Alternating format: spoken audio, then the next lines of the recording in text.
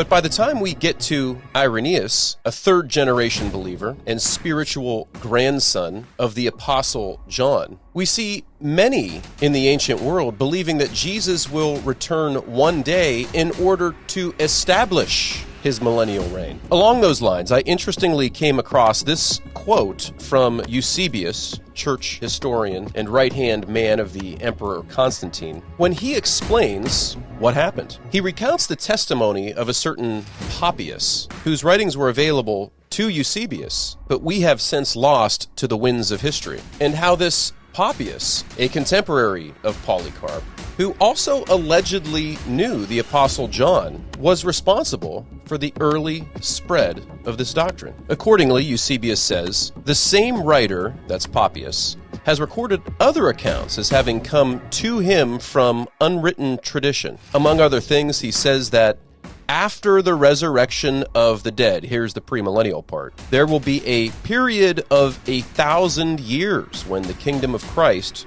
will be set up in material form on this earth. These ideas, I suppose, he got through a misunderstanding of the apostolic accounts, not realizing that the things recorded in a figurative language were spoken by them mystically.